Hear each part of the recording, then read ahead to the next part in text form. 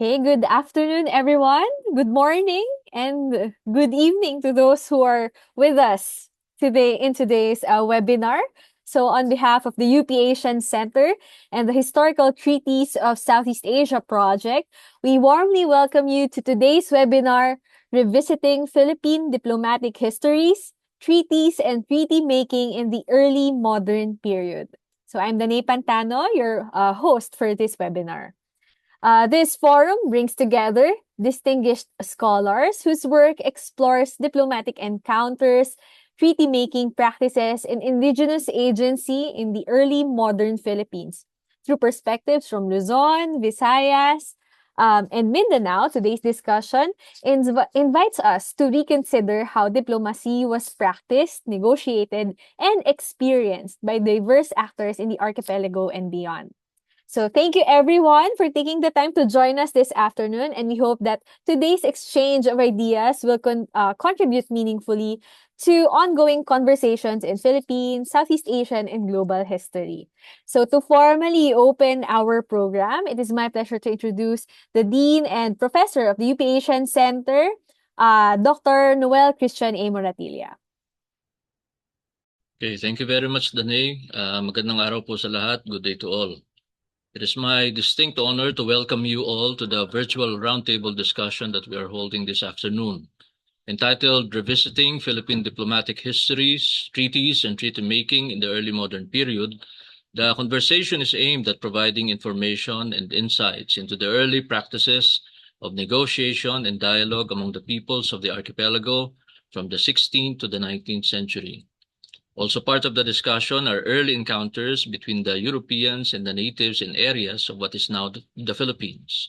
What is important and bears emphasizing is that these accounts are not framed according to the pedestrian, Eurocentric, Orientalist tendencies that highlight the divergence between East and West, but also suggests civilizational superiority of one over the other. What we should expect to hear are ideas for grounding the multi-layered complexity of historical discourse, which lends itself to a critical and meticulous untangling. In his influential book, The Ethics of Narrative, Essays in History, Literature, and Theory, Hayden White wrote, and I quote, "Stories have to be invented. They are not found," end of quote. As a non-historian and one more concerned with the politics of culture and with it the power of meaning-making, I feel that conversations such as this, which purport to reconstruct the past, stress how that reconstruction should always be considered open-ended. This means that, among other things, the past is not sacrosanct but always subject to a critical retelling, reflection, and inquiry. We're of course fortunate to have with us today notable scholars who have produced work on this particular section of the past that, despite its significance, has not been reconstructed enough and should be written more about. With due respect to our other resource speakers, I wish to mention in particular Dr. Birgit Tremel Werner, who has served or who has been our adjunct professor for several semesters and as such has enlightened colleagues at the Asian Center and students on a range of topics pertaining to the Philippines' early modern history through virtual and online lectures. It is my fervent hope that we can have a similar gathering in the future that is physically, as on-site conversations can generally be more engaging and interactive. Allow me to end with another quote from Hayden White. "The authority of the historical narrative is the authority of reality itself. The historical account endows the reality with form and thereby makes it desirable by the imposition upon its process of the formal coherency that only stories possess." Marami pong salamat. Thank you very much, Dean Moratilla, for your insightful opening remarks. And to provide the context for today's discussion and to introduce our distinguished speakers, we now call on the Assistant to the Dean for Research and Extension of the UP Asian Center, Dr. Ariel C. Lopez. Maayong adlaw, magandang araw po sa ating lahat. Good afternoon. My task is to briefly explain the impetus behind this online activity. So the Asian Center of the University of the Philippines is honored to host this panel discussion together with the Historical Treaties of Southeast Asia project, which I am also part of. In 2024, the first conference of the project, Treaty Making and Cross-Cultural Diplomacy in Asia, was held successfully at the University of the Philippines College of Law, where we had around 200 participants and with paper presenters from different continents. So today's webinar is a continuation of the collaboration between the Treaties project based at Linnaeus University in Sweden and the University of the Philippines. Focusing on the early modern Philippines and diplomatic practices and ideas of Filipinos, this webinar aims not only to highlight the agency of indigenous actors, but also to locate the Philippines and the Filipinos in the broader regional and global historical processes which shape diplomacy. National and nationalist diplomatic histories have perhaps unjustly sidelined the narratives of indigenous actors in in the archipelago by focusing exclusively on the late 19th century. Meanwhile, colonial and later global histories have often been silent on the agency of non-Western actors and their motivations.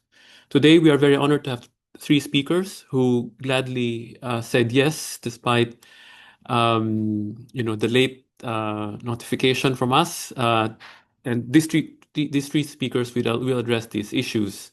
And let me introduce them one by one. Dr. Mark Dizon is an assistant professor at the Ateneo de Manila University.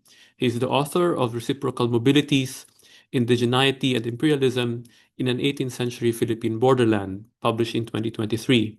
His research focuses on cross-cultural encounters and borderlands in early modern Philippines. And his scholarly work has been published in Philippine Studies, Itinerario, Colonial Latin American Review, among others.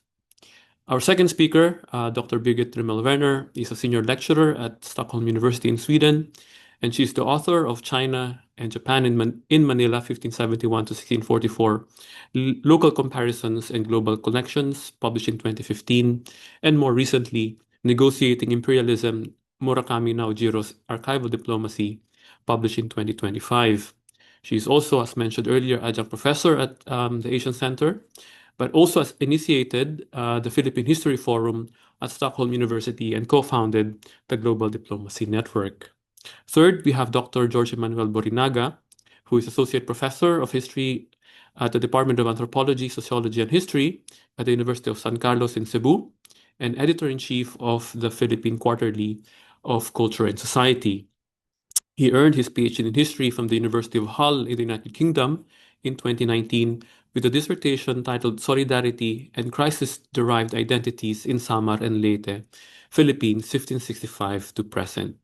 He served as Secretary of the National Committee on Historical Research from 2020 to 2025 and also received the committee's Young Historian Prize in 2015. So, may I call the first presenter, Dr. Mark Dizon, please?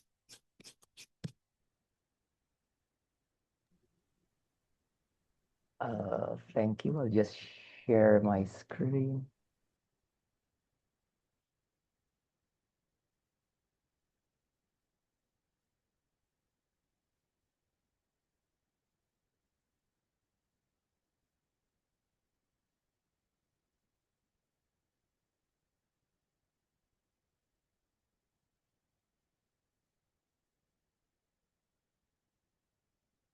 So for today, I'll be talking about sort of this diplomacy largely in sort of based on my research.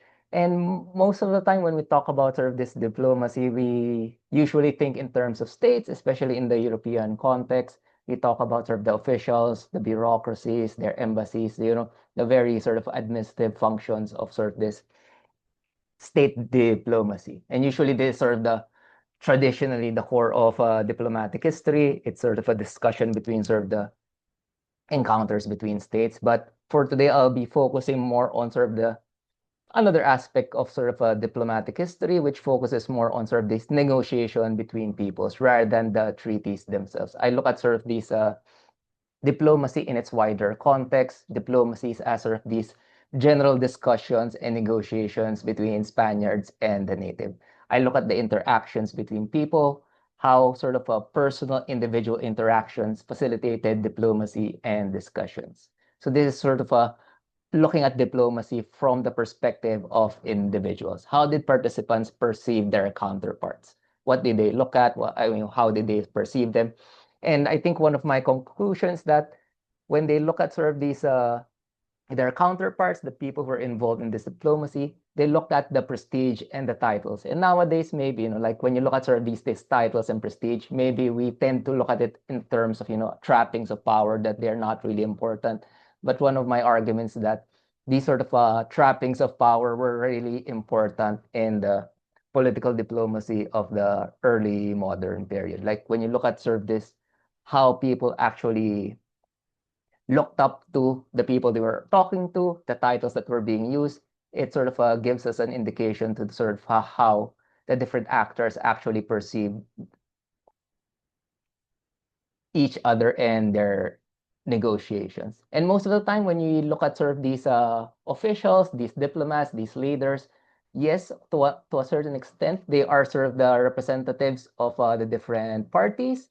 But at the same time, what I'm trying to do is, at least in my research, is also look into the social and cultural factors involved, that the esteem and prestige of the people involved brought gravitas to the meetings, encounters, and negotiations at that time.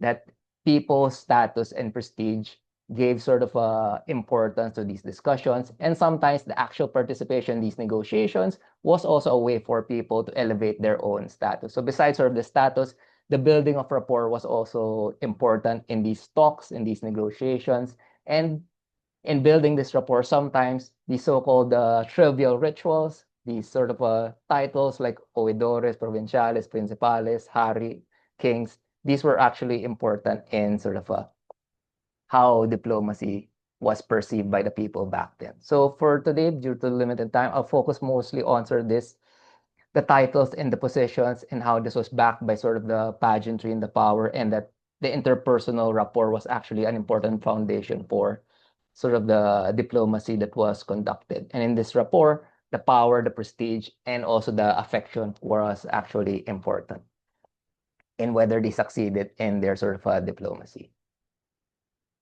One of the interesting things that I always saw in the sources was that the natives, whether they were converted or not converted, whether it was sort of the people in the missions who converted, or for example, the Igorots or the other people who were not converted, they always knew when somebody important was in the vicinity. And this is one of the interesting things that I saw. Like, for example, the provincials of the different religious orders, they were usually approached by the native communities, even the independent, unconquered groups. They would always approach them, and they knew that these people, for example, the provincials of the Dominicans, when they were visiting the different provinces, it seems like even the independent native leaders knew that these people were important. So whenever they had sort of issues and concerns, they would actually approach these Spaniards. So there were instances, for example, where the Dominican provincial was in Pangasinan, and what did the sort of the unconquered Igorot, some Igorot chiefs do? They actually aired their grievances to the visiting provincial of the Dominican order. So it seems like, like they have this awareness that this person was important and could help them in sort of the problems that they had with the alcalde mayor of Pangasinan. And this was sort of the start of these negotiations, that this high-ranking official from Manila, the provincial of the Dominicans, became a conduit for sort of the diplomacy. Because after that, eventually, sort of these native leaders eventually went to Manila to sort of conduct sort of the negotiations with the governor general in Manila. And not only that, you also see this in the case of the oidores, or the judges of the Audiencia of Manila.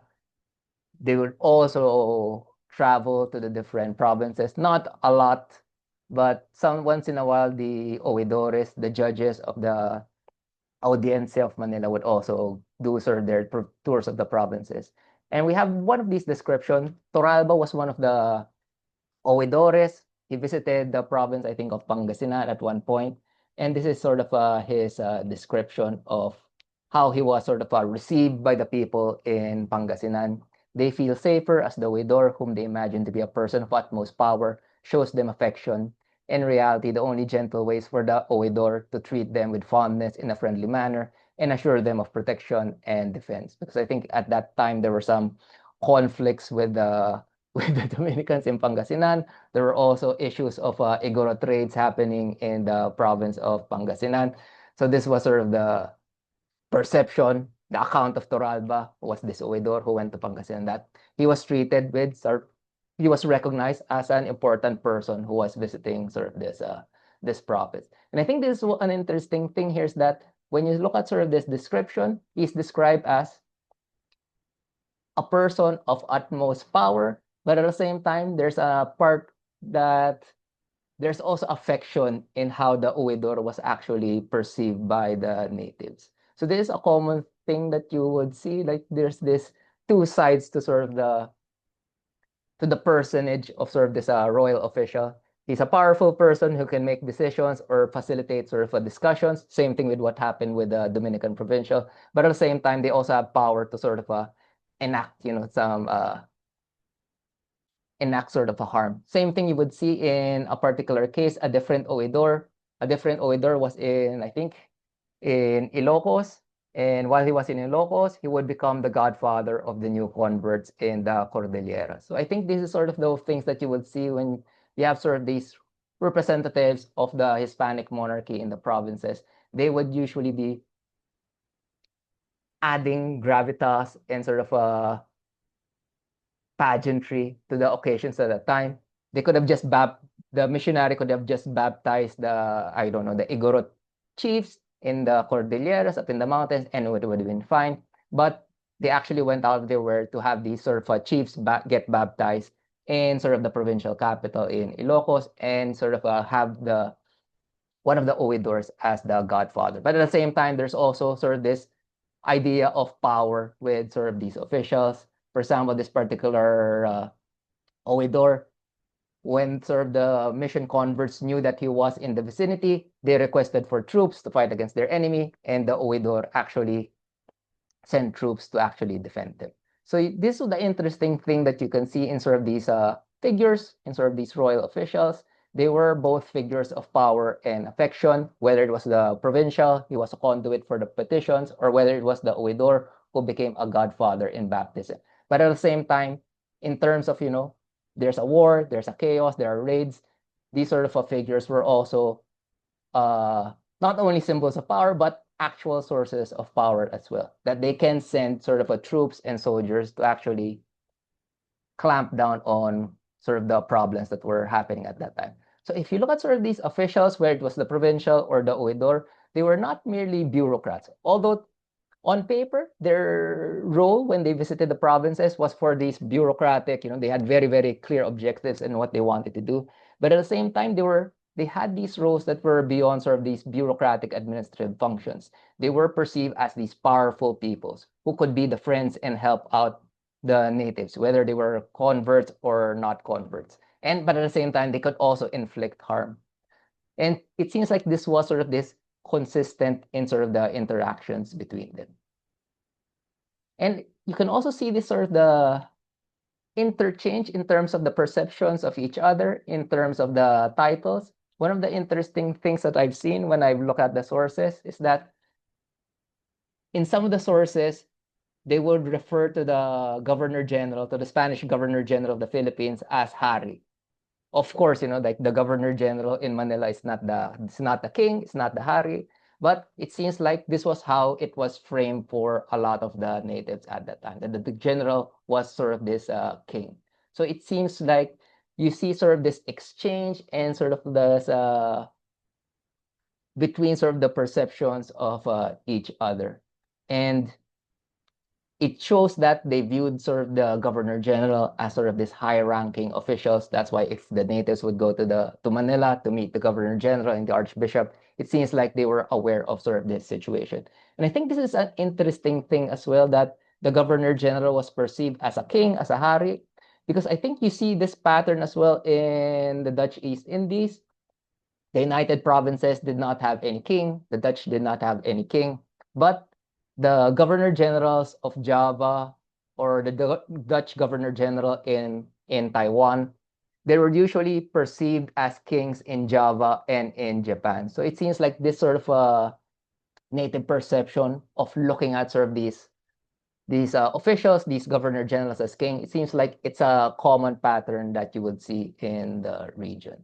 So it seems like you have sort of this native sense of political authority, and they were framing sort of the presence of these outsiders in terms of sort of these local indigenous frameworks of this kingship of whatever they had. So it seems like this is not merely an imposition of a Spanish sense of political power, because it seems like the Spanish sources were going out of their way to actually use indigenous terms like hari to actually describe sort of these officials, and particularly in the case of the Governor General. So it seems like if you look at these honorific titles, you can look at it as some sort of a insignificant thing, but it seems like this was an important pattern that you would actually see, that this was used by the different parties to sort of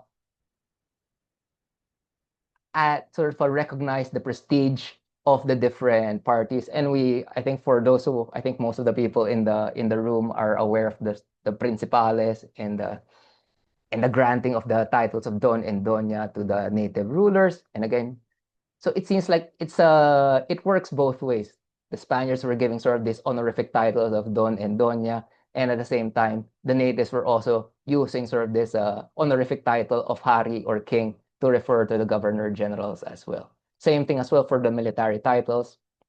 A lot of the military leaders, native military leaders, were given the title of Maestre de Campo or Cabo as well. And I think I've also seen this among people who were not converted, so people who were not under Spanish colonial control. They would actually sort of incorporate these titles like Cabo that was being used by the Spaniards. I think the last example here is sort of the Magbalata. Magbalata, I think it's used somewhere in Nueva Ecija at that time. This was when somebody died in the community, they performed this magbalata, which usually a time of mourning when an important person in this community actually passed away. And one of the Spanish sources used the term magbalata. It's because one of the missionaries who had stayed in a particular mission in Central Luzon for 40 years, he passed away. And it seems like the residents there, both Christians and the animists, saw this as a great calamity that the missionary died, because the missionary had been a long-time resident in the area. And as a sign of sort of their respect, they sort of performed this mourning ritual, which they call the Magbalata. And usually there are sort of they would observe abstinence in certain practices. For example, there was no warfare. They would lay down their arms during this time of mourning. So it seems like if you look at these cases, you can also make a case for the fact that the natives had their own sort of a way of negotiating with the Spaniards in terms of this indigenous framework, whether as a hari or whether in this sort of this ritual practice of the Magbalata. And I think in this particular case of the deceased missionary, he was there for 40 years. And it was a slow process in terms of how he actually converted the natives there. When the natives didn't want to get converted, he would respect their choices. So it seems like this sort of respect that he got when he passed away was sort of a result of the fact that he was there for years and he always negotiated. He lived with the natives, whether they were the Christian converts or the animists themselves. And this is a certain sort of a reflection of the respect that they had. So I think, just to summarize what I've said, you have this pattern of exchange of these titles, and it seems like these titles, the Doñas, the Don, the Maestre de Campo, they made sense in this indigenous framework because the indigenous also had their own sort of a framework in terms of dealing with outsiders, the chiefs of the outsiders. So it was not sort of a strange for them to deal with this. So it seems like there was some certain level of mutual intelligibility among sort of the Spaniards and the natives. And this is what made political negotiations possible, because they respected their counterparts in some cases. And this recognized prestige and power and affection was sort of the baseline or foundation for the negotiations and diplomacy that would happen later.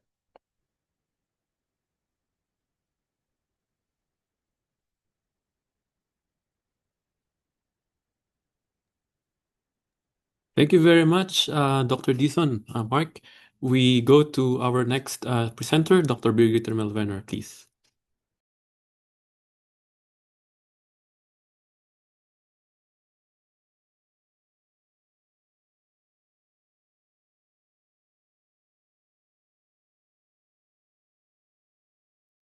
So sorry, I struggled a bit with the technicalities. I hope you see my screen. Thank you very much for the invitation. I'm very glad to be here together with Mark and George. So thank you, Ariel, for pushing us and bringing us together. And thank you, Dean Moratila, for your very nice words. So I continue here on this topic, trying to revisiting the Philippines within diplomatic history. And we do that partially in our Treaties project. That's why I'm using this our website as a background frame.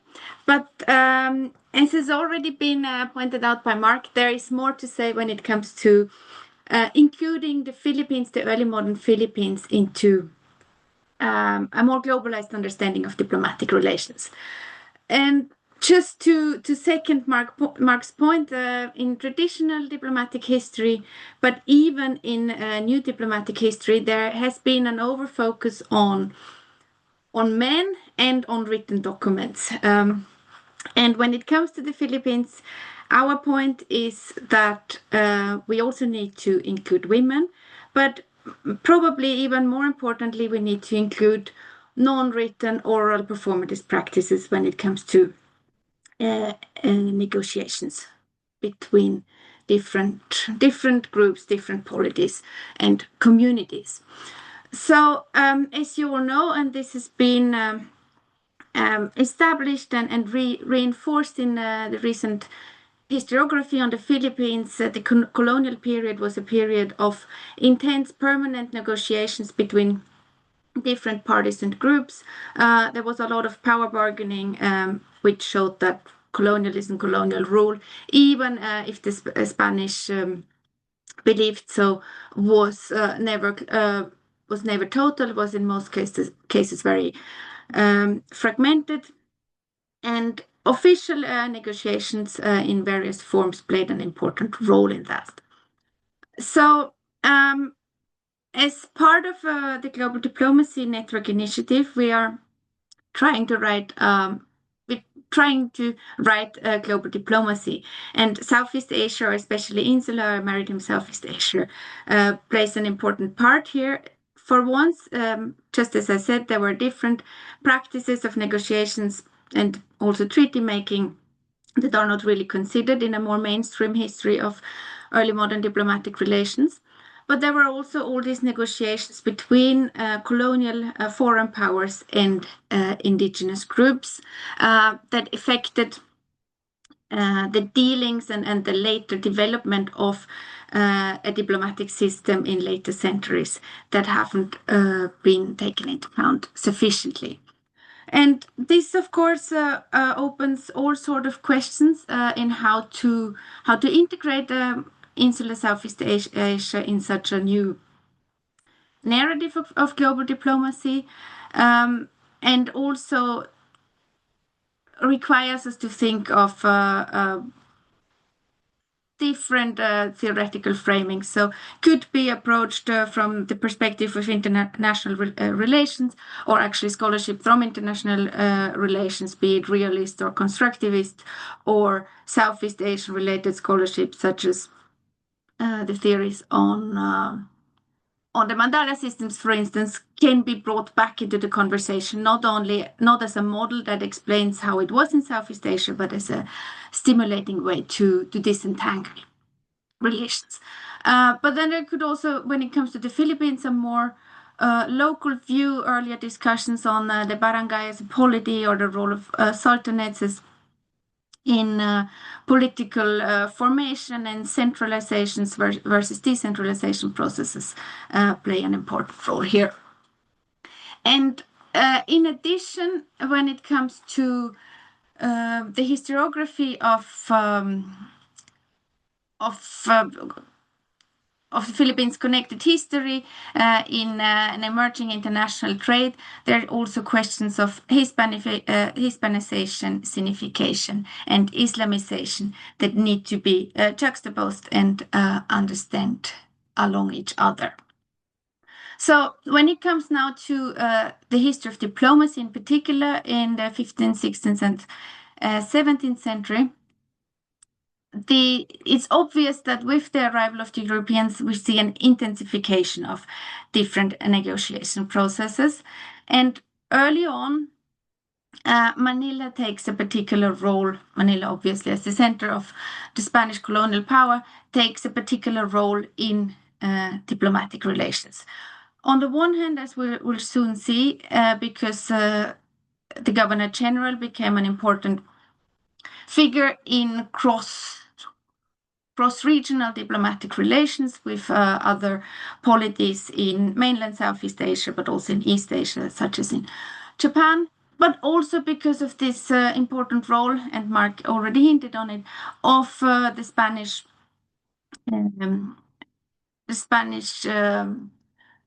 elite in negotiating with indigenous communities, but also with Datu and other local rulers all over the archipelago. But when it comes to Mindanao, as the main topic of my presentation today, the view from Manila is also very often misleading and problematic, as I will soon show. So just very briefly with this view from Manila, could be elaborated within different categories. So the Governor General obviously played an important role, but he was as the one sending envoys, embassies, and letters to surrounding polities, but also receiving these counter-diplomatic initiatives.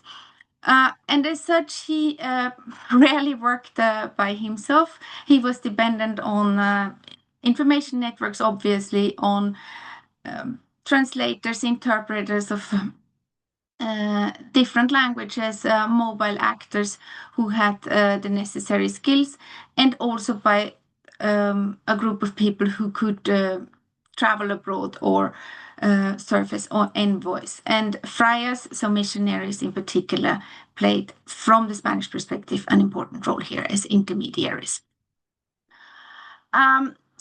Just very briefly here, one of my favorite quotes from 1640. Apologies, it's in Spanish. But this is in a way to show diplomatic role of the Governor General, as which within more traditional framing of diplomatic history is actually quite contested, since he was not really a sovereign ruler. But what this quote says here, and obviously it's also a Spanish diplomatic fiction to some extent, but it emphasizes really this self-perception as a very important regional power that conducts diplomatic relations on a rather regular basis with the surrounding polities. For instance, it mentions the friendship with China, a previous friendly relations with the Emperor of Japan, but also Ternate. And then it also mentions those polities that there are no diplomatic relations or friendships, such as regions controlled by the Dutch, obviously, but also Siao and Mindanao. And more interestingly, maybe for a Spanish audience, it also says that no other viceroy or governor general in the entire Spanish and Portuguese empire has equal importance or equally high diplomatic power than the governor general in Manila. And as such, the Governor General in Manila, or the different Governor Generals in Manila, were also in touch and in permanent diplomatic exchange and negotiations with different political elites in Mindanao. And when it comes to Mindanao, as I said, this Manila-centric perspective is actually problematic and also ahistorical. First of all, since this is not news to anyone, but it was actually Mindanao and Visayas that the Spanish or before the Spanish, the Portuguese, the Spanish arrived. So the first negotiations and also blood pacts, which could be to some extent translated into treaties, were conducted with the elites in Mindanao and in the Visayas. And one example is Butuan.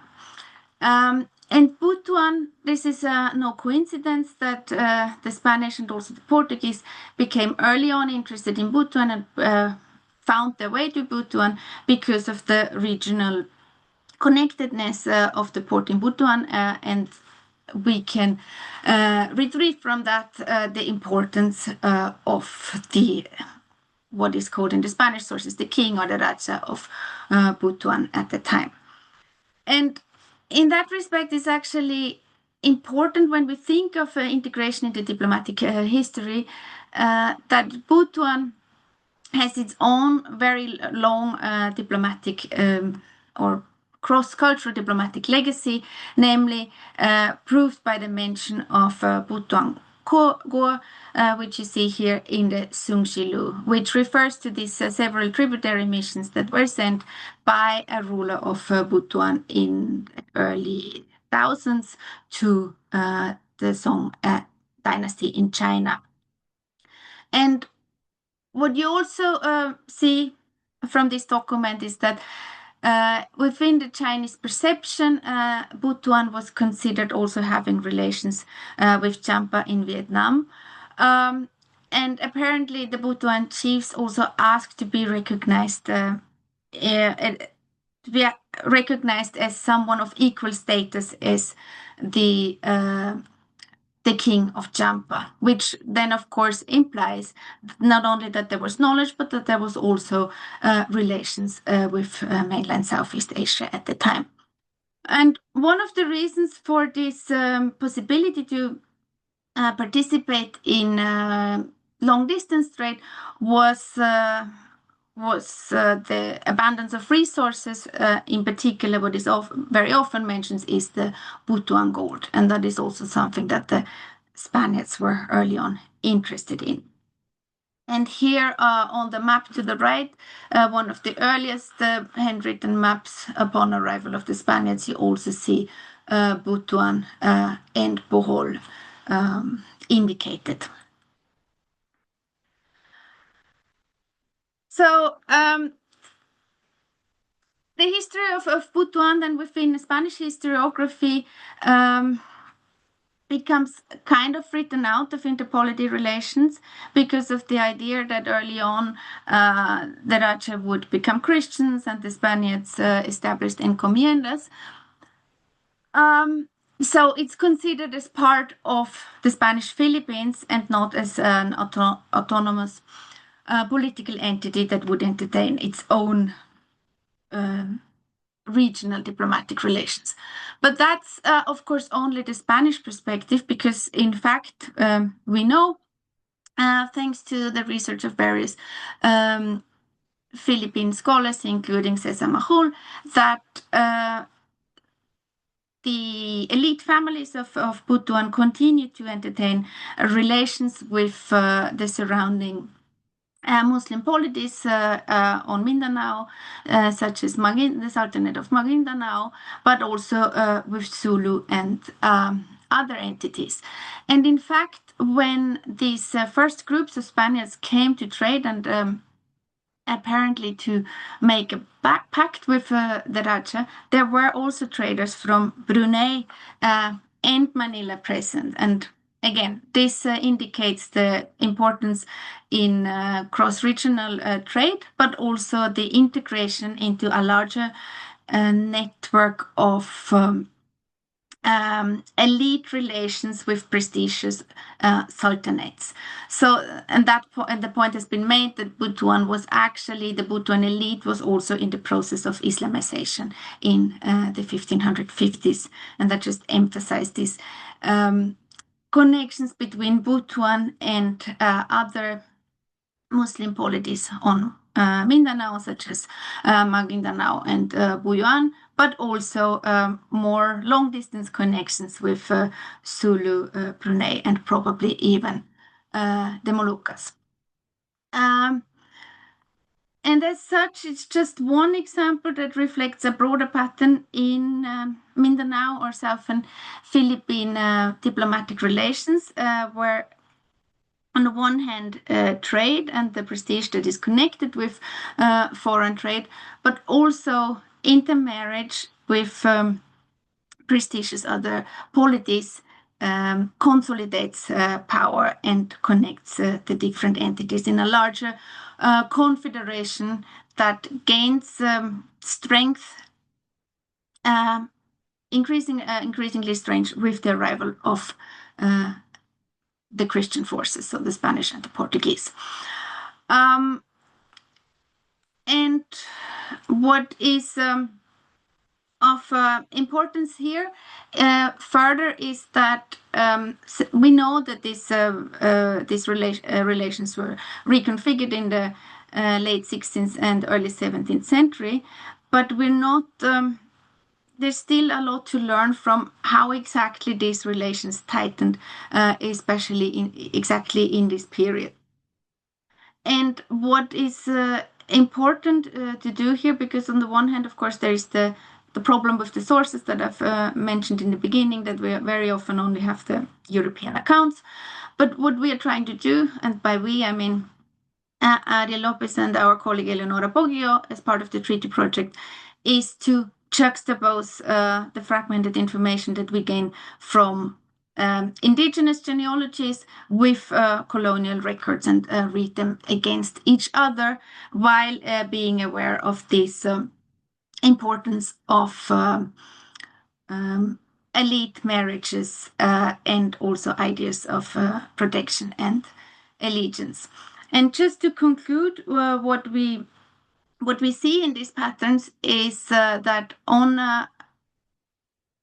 Mindanao, we have important connections to the surrounding sultanates, especially Zulu, but also Ternate and Tidore, but also that Mindanao, just as in the relations with the Spanish in Manila, is not a victim or a passive recipient of these foreign influences and, so to say, under pressure by foreign power, but actually a very active participant. And the sultans and datus and other make use of their connections in all directions of their diplomatic connections. And this is particularly nicely illustrated in 1606, when the Spanish attempt to conquer Ternate and actually take Sultan Said hostage to Manila. We find letters by Mindanao Datus written to the Spanish Governor General in support of the Ternate Sultan. So on the one hand, we see that there is this political influence that I've also lined out on my slides for other instances of the Ternate Sultan, but also the active diplomatic agency that the Mindanao sultans, the Mindanao Datu, try to make use of in Manila. Am I right thinking that my time is up? Yes. And thank you for your attention, and we can take this discussion later on. Thank you very much, Dr. Werner, Birgit. Let's go to our final presenter, Dr. George Porinaga, please. Good afternoon to everyone. So first, I'd like to thank the organizers for inviting me to participate in this online event. So allow me to share my slides. Is this visible? Yes. Okay, so the title of my talk is Ritual Diplomacy and Alliance Formation Among Spanish Contact Visayan Mindanao Polities from 1521 to 1622. So I will be taking off from what Sir Mark and Brigitte had already discussed in relation to Luzon and Mindanao, but focusing in particular on the central islands, especially the Visayas and northern Mindanao, where we will see some close connections and alliances both before colonization and afterwards. So we will see the various shifts and transformations in these alliances and rituals that served as counterpart to the written and formal types of treaties that we are familiar with in diplomatic history. So I will focus on rituals like sandugo, so the already mentioned elite intermarriage, as well as raiding practices that um, both affected or forged these connections between various polities. So the areas covered are the ones identified on this map. So they represent different periods, but also closely interlinked polities that could either be allied in one moment, but also be fragmented into factions and come into conflict in other moments, both before and after colonization. So I will argue that, like in the cases of Mindanao or Luzon, most of these alliances and the diplomatic practices they engaged in were based on ritual kinship. So through practices like sandugo or kasi-kasi, as it is sometimes called, and the practice of polygamy. So in the case of the Visayas, Father Chirino had noted that was a widely practiced uh, marriage practice in the central Philippines, especially Samar and Leyte. But he did not notice this in or observe this in the earlier places he had been to, like Manila, Mindoro, Panay. And of course, these alliances forged exchange networks and military alliances, but they were also characterized by a lack of solid ties. So at one moment, they could be allied against a common enemy, like another island, but at other moments they would shift in their alliances, and thus there was a need to further solidify them through practices like marriage and polygamy. And the colonial period, so Spanish colonization did not erase but merely transform these practices. So when we look at the sources, there's often a pattern that can be deduced from the colonial sources, but also even from the folkloric or oral traditions that have been recorded or that have come also from various uh, chroniclers like the Jesuits or the other missionary orders assigned to this part of the Philippines. So we see how practices like gift exchange would precede, let's say, the Sandugo, as in the case of the Magellan expedition. And there would be various communities linked by marriage across different islands. But raiding, instead of something conducted merely for uh, the capture of wealth or slaves, the sources also highlight how they could be uh, carried out to forge alliances with a potential ally or a polity that someone wanted to ally with. So the capture of brides, that was thus also an important element in these raids, so that the ruling chief of that polity can be compelled to forge an alliance with the one who had captured the binokot or the princess of that polity. And the other shifts would include, of course, the Islamization of Mindanao, in which earlier practices like Sandogo appears to have also continued to be practiced, as we will see in the case of the Buisan raid on Leyte in 1603. But with Spanish contact, there was also this push towards hierarchical sovereignty. So instead of just a title like Hadi or Reyezuelo, as noted in certain sources, there was also that emphasis on how the King of Spain would be considered superior to the local dato. So it wasn't just a matter of reciprocal ties, but they should be obedient and serve a higher authority. But with Christianization, this was also another aspect of the colonial drive that in order to break up these alliances, polygamy was to be abolished. So a lot of these datos were hesitant to accept baptism and Christianization because they did not want to lose their dowry or lose their prestige within their communities and their allies. So it represented therefore a sort of breakdown of the extended kinship system that had obtained. And instead of incorporation, so let's say a gamuro or a small community would be raided and its datu and the other extended family and slaves of that community would become absorbed into another community. So there was this pattern of trying to concentrate the population into one area.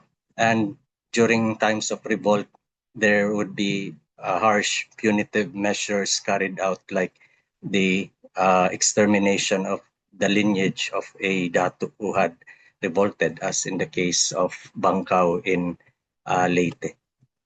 So to go to the first example, for instance, the 1563 raid on Panglao, Bohol, and Masawa or Limasawa had dispersed the population of Panglao, which was considered a powerful polity that was closely allied with places like Butuan, Cebu, and when the Spaniards arrived in 1565, so with the arrival of Legazpi, the people of Panglao, so then already based in Dapitan, they became loyal allies of the Spaniards and were key to the pacification of places like Manila and then Camarines and the rest of the Bicol region. But that was due to one of the sons of the ruling chief of Panglao, Dapitan. Another child of that same chief, Doña Magdalena Baluyot. So again, a woman, very instrumental to Spanish diplomacy in the early Spanish Philippines. She was also instrumental in the pacification and eventual colonization of places like Iligan, Cagayan de Oro, and even Butuan. That was under a chief named Silongan, grandson of Siagu or Siawi, who was the brother of Raha Kulambo, who had the first, at least documented sandugo with Magellan. And again, we see here the alliance with the Spaniards as a sort of counterweight. So the people of Panglao, Dapitan still recalled the alliance between the Ternatans or the people of Ternate and the Portuguese. So that urged them to or compelled them to side with the Spaniards and reject the overtures of bigger polities like Brunei or Borneo. And so with the second zone, Limasawa, this was the first place presumed kasi or blood compact with the Magellan expedition. So this was also significant because this blood compact based alliance would be instrumental also later in the colonization and Christianization of Leyte through the chief called Bangkao. And Bangkao, even in folklore today, he is known to have had multiple wives. So the common count is 5, but according to the Jesuit records, because of that ban on polygamy, he was compelled to divorce the other wives. But in one interesting letter from the Jesuits in their annual letters, he is said to have requested that he retain 2 wives because the other one was to serve as his cook. So presumably the other one was to become the primary datu wife. But again, this shows how um, these datus in this area frequently had multiple wives. And during the revolt launched by Bangkao in 1621-1622, which happened at the same time as the Tamblot revolt in Bohol, in which Bangkao also had relatives among the leaders of that revolt. So this showed how extensive these alliance networks were, that were often based on not only on sandugo but also on polygamy, polygyny, and extended alliance networks. And for the third zone, so with the Buisan raid in 1603, so Buisan, in retaliation for the Figueroa expedition that attempted to colonize and invade the Pulangi area or the Rio Grande of Mindanao, it became a form of retaliation, but also as a way for the Maguindanaos and the people of Buayan to resist Spanish rule. So their plan was to forge alliances with the Leyte Dato and promise them support and ask them to reconsider their decision to become obedient and subservient to the Spaniards, asking them whether or not the Spaniards had been able to protect them. So they promised to return a year later, but before then, the Spaniards had applied very harsh measures in order to quell the continued unrest after the departure of the Buayan Maguindanao fleet. So the Jesuit chroniclers, missionaries would note how this was part of their two-pronged approach to colonization, using gentleness, blandura, or fear or rigor in another account. But for most of the natives, the terror imposed by the Spaniards in that period to quell that revolt was still remembered a few decades later when Alcina interviewed people in this area and asked about that period when Buisan's fleet had come in an attempt to overthrow the Spanish from the Visayas. So from these 3 examples, so we can see how kinship was very important, and this was of course preceded by things like the blood compact ties, and which facilitated trade, mutual help in agriculture, and even mutual help in slave raiding or maritime raiding. But we also see how the Spaniards introduced hierarchy and a new religion.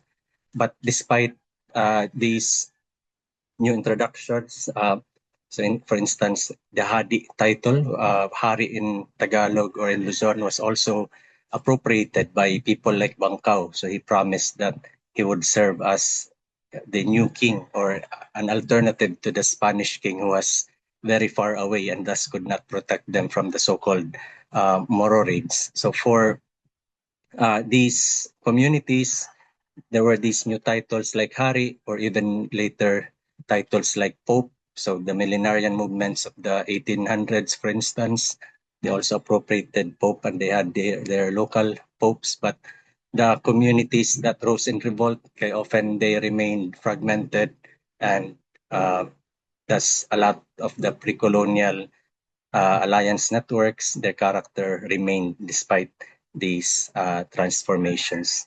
So colonization pro-transformation but not complete replacement of the pre-colonial religious order. So that's all for my presentation. Damo nga salamat ngan maupahinga ko. Maraming salamat. Thank you very much, Dr. Borinaga, George. Now we turn to the open forum. No? So to our listeners, audience, please do not hesitate to type your questions in the chat box or in the Q&A box. There are already several questions, and I would like any one of you to answer perhaps the general question first on, is there could we see a general pattern here, a diplomatic practice that is shared by different groups in the archipelago? And perhaps if I can extend it, if these practices were shared, I mean, does it mean that there were connections between them, and is there proof that if there's a shared diplomatic practice, what could it be? And perhaps that also connects to this question on materiality. What were the objects that were likely exchanged in not only between the Spaniards and and indigenous peoples, but also among different groups, perhaps in the archipelago?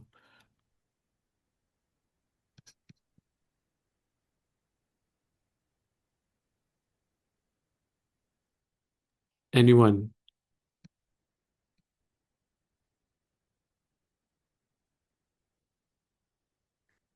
You can briefly start, but then I think George should take over because, of course, if we extend the question to the shared diplomatic practices, I think the blood pact, in some extent, we find all over or in large parts of what is today the Philippines. But when we go back to the original question, I don't think we can say there's such a thing as a early modern Philippine diplomatic pattern, because of course we see influences from all over Asia, and then maybe to some extent some specificity about the Philippines is that there's more exposure to negotiations with the colonizers, with the Spaniards and the Portuguese, and that you have more of this hierarchical thinking, this pact making, but also maybe to some extent written treaties taking on and adapted by indigenous groups in their treaty making compared to other Southeast Asian polities.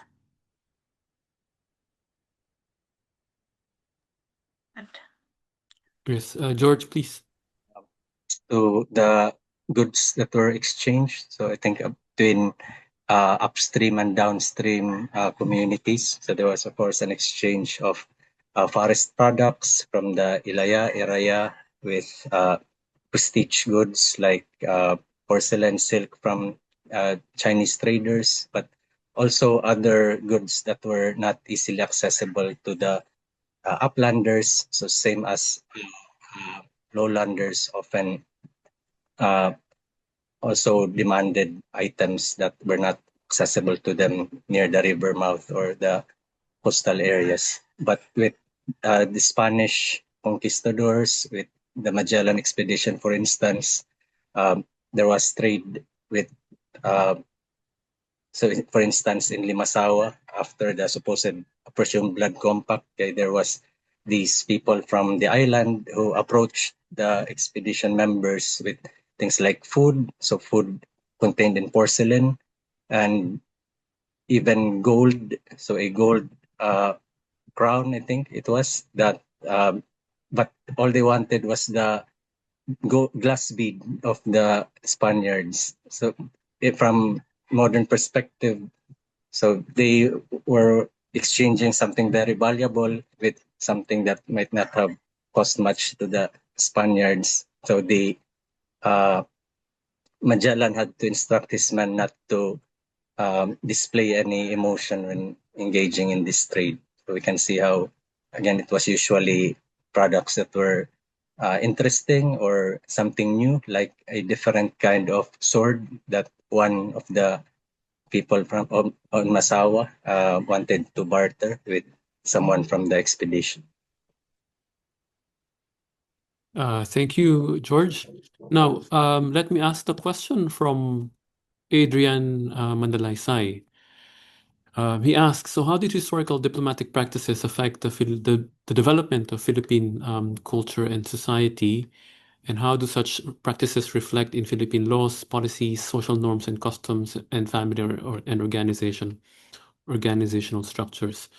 Do you see that some of the ideas or practices that, in the period that you're studying, in the area you're studying, resonate, perhaps not in the present, but in later periods of Philippine history?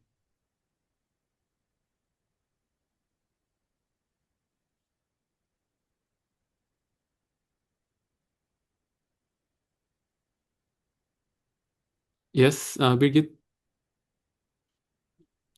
I just thought me as the non-Filipino should not answer this question. Perhaps, Mark, if you have ideas, in terms of perhaps negotiating, language. It affects on sort of the societies. I think it's a very general question. So I think I'll give a general answer. I think what you would notice is that a lot of this, what we generally call Spanish colonialism, I think this has been touched upon by George and Bridget, that it's really based on a lot of negotiations and diplomacy. And part of this, as we mentioned in the previous presentations, also involves, violence and force as well. But at the same time, a lot of it is negotiation. And I think when you look at, especially what I look into is sort of these frontiers, the Cordillera, the Caraballo, most of the time we look at it in terms of this binary opposition and but a lot of the times when you look at sort of the details of what was going on at that time, there were a lot of negotiations going on. Like there's no discounting that they were fighting against each other at certain points, but at the same time, while they were fighting, you'd see they were actually trading at the same time. I think this is one of sort of the surprising things that you would see in a lot of this, that it's a very blurry, I would say, when you look at sort of the Spanish colonialism, it's very blurry in the sense that they could be fighting and trading at the same time because it's a very multifaceted sort of interaction. So in that sense, maybe, if you frame, Spanish colonial period, whether early modern or the 19th century, more in terms of these diplomacy and negotiation, it's probably better than the binary, more 19th century, 20th century image that we have of sort of this one-sided implementation of colonial rule. And again, I'm looking at it from the perspective of these frontiers, these borderlands in the Caraballo, Pampanga, Cagayan. So that shapes sort of my perception of the Spanish colonial period. Yeah. Thanks. Now, let me ask the question on women, and this was raised by Mr. Bong Vergara in the Q&A, but also Dr. Ruth De Lobet in the chat box. Let me read her comment in full. So, thank you for great presentations. Your talks reminded me of Andaya's and Reed's work on women and diplomacy. This is a question for the three of you, George, Birgit, and Mark. In the early Relaciones and the Augustinian reports, women appear at precisely the moment when something crucial is being negotiated. Gifts exchange, rituals, ritual hospital, etc. Do your frameworks help us recover these women as systematic diplomatic actors in the Philippine case, beyond elite alliances and into everyday life? And have you ever found in your own archival work a document where a woman appears unmistakably as the one holding the negotiation together, almost in spite of the source itself?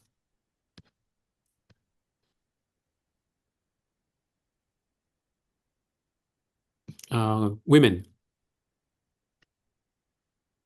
Can start as a woman. Well, I can start with the end of the question. I have not come across such a document, or at least I don't recall it right now. But I think on the broader point, yes, definitely.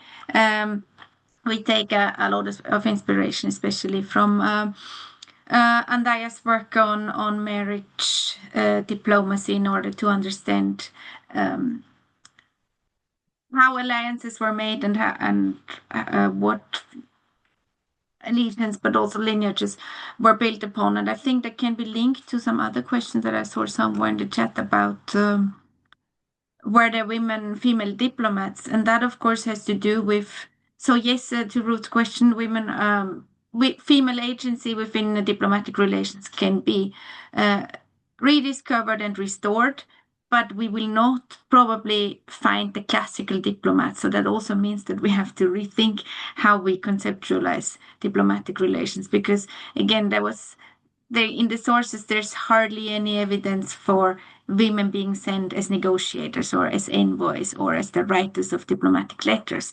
But of course, they are part of the broader negotiations when it comes. They're very often present, for instance, when different groups meet and have banquets or exchange gifts.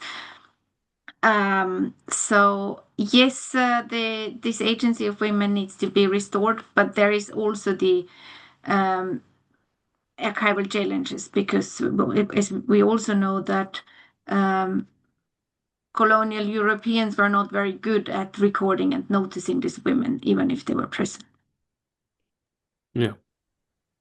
George, please. I think I can add about Doña Magdalena Baluyot of Dapitan, so northern Mindanao, that as mentioned was basically a migrant community from the Panglao Dawis area.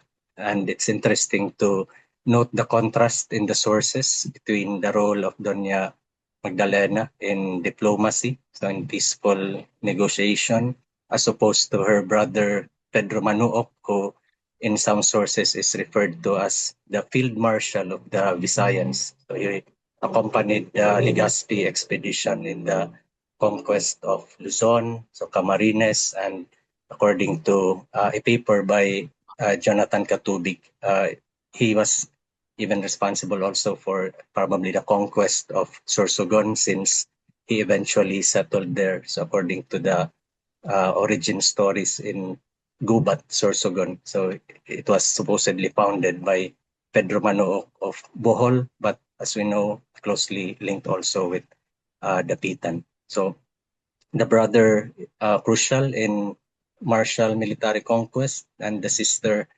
also important in negotiations in Mindanao, especially in Cagayan de Oro, that was prior to Christianization, was a vassal of the Maguindanao Sultanate, and of course Butuan, that if we go by the known or written sources, they were most likely close relatives, because Singawi, the brother of Colombo, and later Bangkao, having known close family ties with Bohol. So the ruler of Cagayan de Oro was, I think, according to the source, was her grandson. So it was easy for the Spaniards to tap her. Although often the Spaniards, as mentioned by Ruth, often credit themselves for tapping her assistance. You could say perhaps at some point or in different cases, it was of her own volition to try to talk to Silongan of Butuan or her grandson in Cagayan de Oro. Mm-hmm. Yeah, thank you. I'll ask the question from Dion Christian Abelia.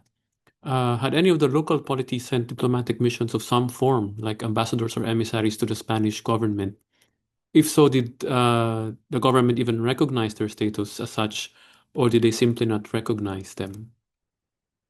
So embassies from perhaps elsewhere, no, anywhere in the Philippines to the Spanish. Mark, please. Yeah, I think the one I mentioned, and I think I discussed this in my book, I think you have sort of these Igoro chiefs who were complaining at a particular time because the provincial governor of Pangasinan was implementing a strict ban on upland-lowland trade. So the Igorots could not trade anymore with the lowlanders in Pangasinan. So what happened was these Igorot chiefs met up with the provincial of the Dominicans who was traveling in Pangasinan and Ilocos at the time. And the provincial of the Dominicans told them, I'm going to write a letter, bring this to the to the Governor General and Archbishop in Manila. So that's exactly what happened.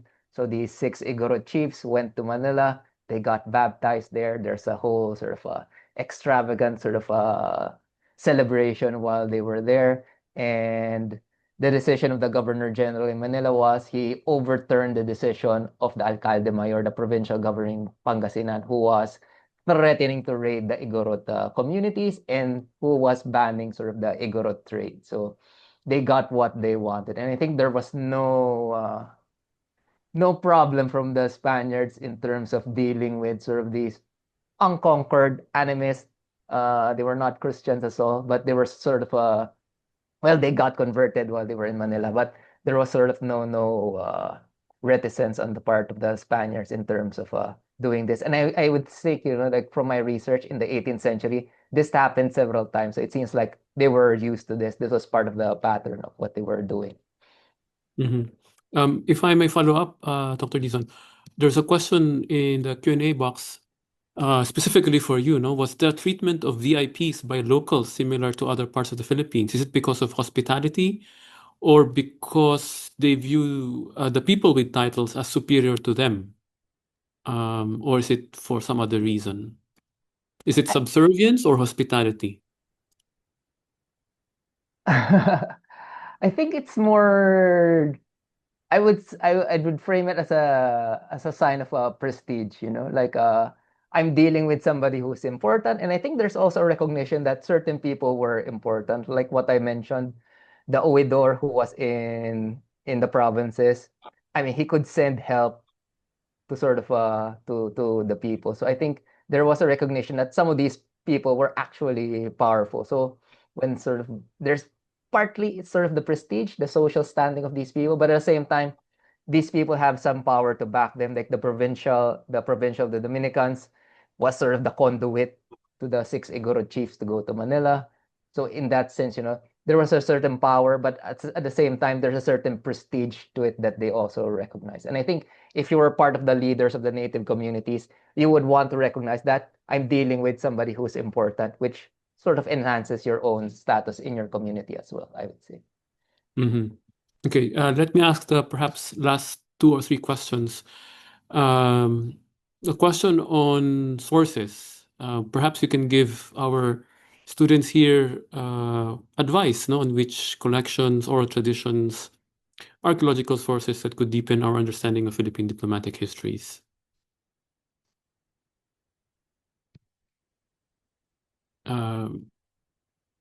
And I'll connect it to the last question that I would like you to reflect on. Question from perhaps second to the last question is from Kim Andri Bala. As a pre-service, so she's a pre-service teacher.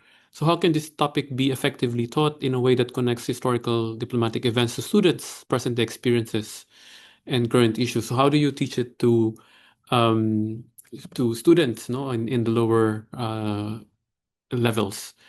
History serves as a bridge between the past and present. However, social studies teachers often face challenges in making these topics relevant and meaningful to students' lives.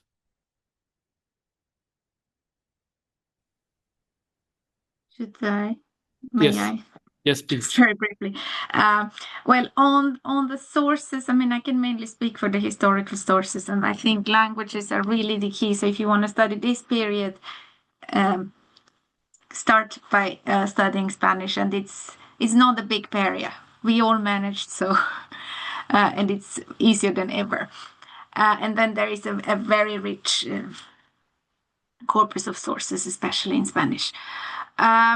And for the teacher question, I mean, I see the challenge, but the best way probably to approach that is to go beyond the nation state, and understanding the Philippines from a global historical perspective as a through connections, and then also adding comparisons, so comparing it to other Southeast Asian or East Asian polities, and also understand the connected history of the Philippines. For instance, politically speaking, we think the China Sea could be a very appropriate framework that also has this present dimension. Mm-hmm. And let me add the last question from Professor Medina. Una Paredes in her book mentions how indigenous leaders in northern Mindanao, Surigao in early Spanish period wrote to the King of Spain, requesting that a certain missionary not to be removed, showing their agency from the Augustinian archives. It is due to his help against Muslim raids. Could you comment on these or other similar cases? Perhaps George also? Okay, so regarding that question, I think it's important to look at these missionaries or even foreign agents as people who were incorporated into the local community. So, for instance, in Dulag, so the reason people converted was not necessarily just because of the doctrine that was taught to them, but also aid in um, response to uh, extreme events like the 1596 smallpox epidemic.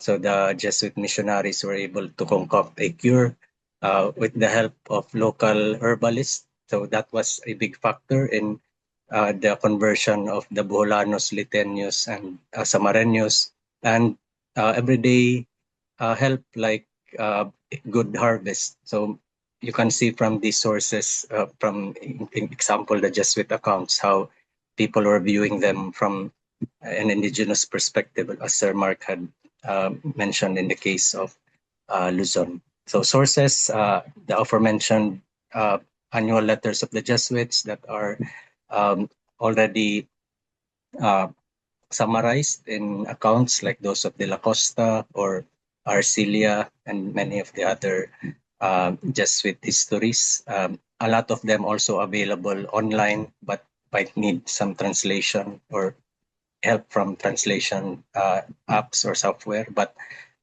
there are also a lot of local oral accounts, a lot of them talking about events from centuries before that can be triangulated with these written sources to provide a more nuanced, localized view that takes into account the perspective and agency of local communities, local elites, and their role in negotiating with other communities and with colonial powers.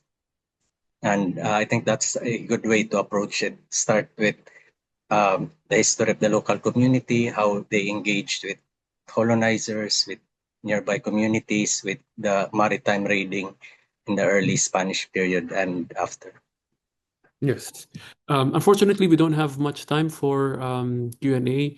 I'd like to give you the chance to answer or go back to an issue that you probably haven't responded to in the chat box or in the Q&A. Yeah.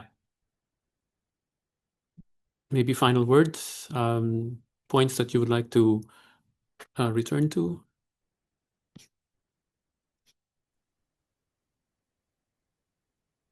Go ahead. Mark can Here you start.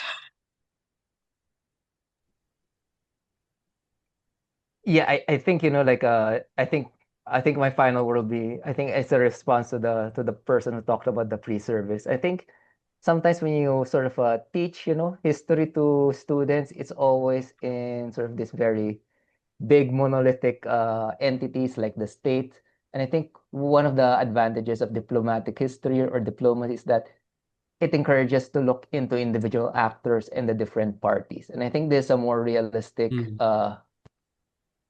Look into history, because when you look at what was going on at that time, a lot of the time, these are not representatives of state. Well, sometimes they were representatives of state, but a lot of time these are individual actors dealing with each other at a very individual and personal level. So I think this is one way to sort of make it relevant to students as well. Yep.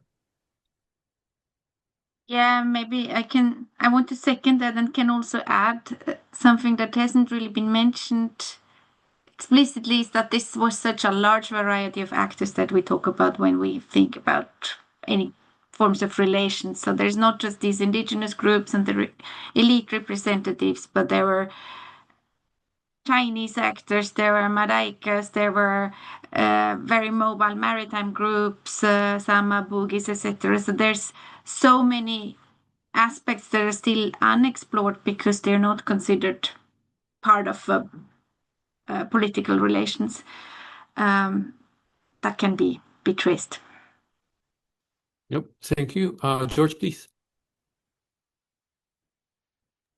Yeah, I echo what Birgit and Sir Mark said. So the importance of looking at local actors, so local communities, and various other agents, not only the standard Spaniards or uh, American or Japanese occupiers, British, and the many other traders and travelers that have passed through or stayed for a certain time in the Philippines. So they do have a lot of uh, unique perspectives. So often uh, relationships and negotiations that are not often highlighted in standard accounts like those of the Spanish sources.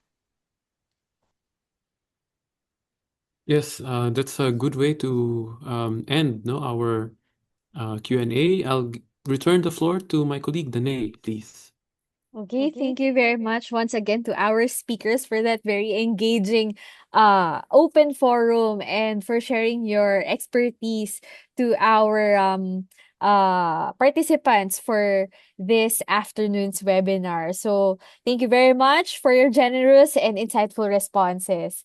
And as we approach the conclusion of today's discussion, we now invite our discussant to offer a synthesis of the presentations and to provide concluding reflections. So our concluding speaker is Dr. Stefan Amirel.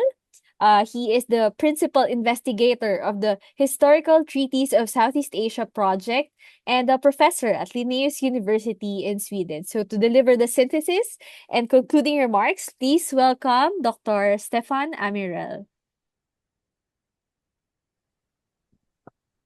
Well, thank you for that presentation. I'm not sure that I will be able to, I'm certainly not prepared to offer a synthesis of these three, I think, extremely rich and very stimulating presentations. So thank you to all three speakers. I think this was really, really excellent presentations and a very good Q&A as well.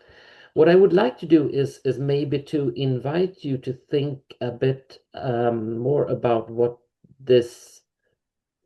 your empirical studies and the presentations that you have given us today, what they can tell us in terms of theory. And over the last couple of months, I've spent quite a lot of time with scholars in international relations.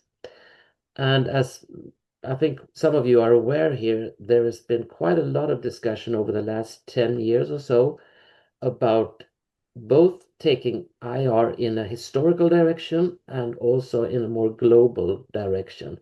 So to rid IR scholarship of a lot of the Eurocentric biases that has been very much part of the field since its inception.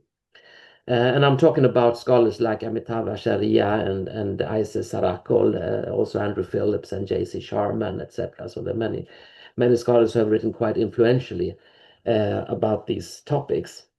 And one of the main ambitions in that line of scholarship has been to try to highlight and to understand the workings of world orders, in the sense of world orders that can be also orders in the sense of the known world at a particular time or place, such as we're talking now about the pre-colonial or early modern Philippines.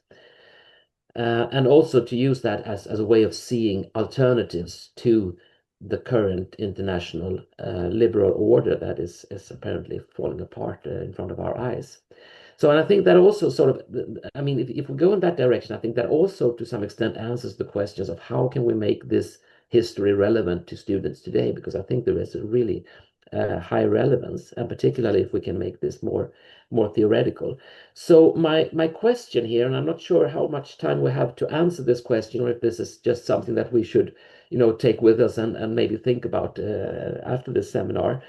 But my question is, can we understand the Philippines or part of the Philippines as a world order, or maybe as regional orders within a larger world order? And then I want to understand world order as a set of man-made, more or less durable set of rules and norms and institutions that govern the relations between more or less autonomous polities. So if we can do that, how can we characterize it? What are these norms and rules and institutions, etc.? What are their extension? I mean, can we talk? You had, for example, George, you had these three zones that were partly overlapping. So maybe these are not world orders, but they can be understood as regional orders, perhaps within a larger world order that covers, well, not only the Philippines, but also most of the rest of the Malay world, and also East Asia with relations to Japan, China, etc. And also, in that case, what are the relations between these regional orders and this larger world order? Another important aspect, of course, is how these change over time, with the arrival of Europeans, of course, but also with other influences from, for example, China, from Islam, etc., that has been mentioned here.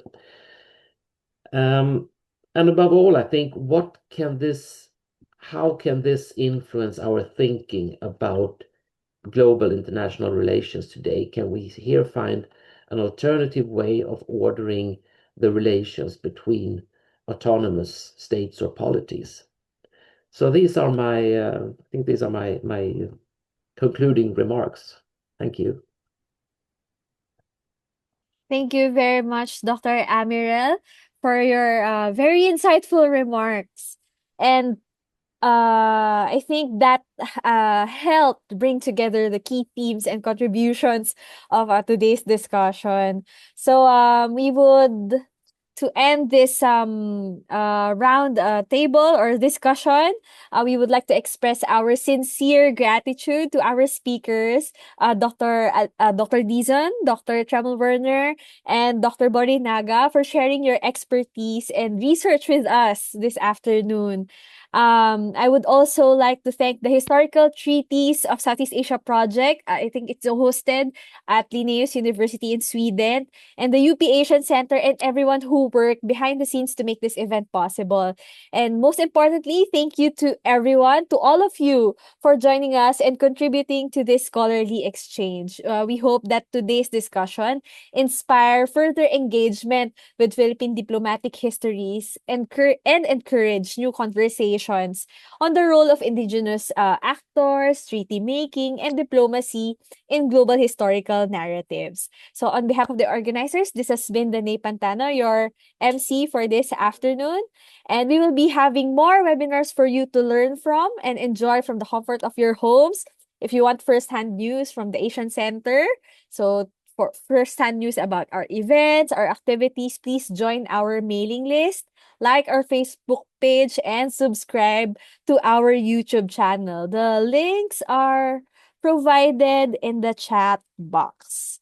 And please also help us improve our events by answering the evaluation form that is shown on your screen. So just scan the QR code and just answer the evaluation form. So once again, thank you very much for coming to this afternoon's webinar, revisiting Philippine diplomatic histories, treaties, and treaty making in the early modern period. We hope you have a wonderful day ahead. Thank you very much.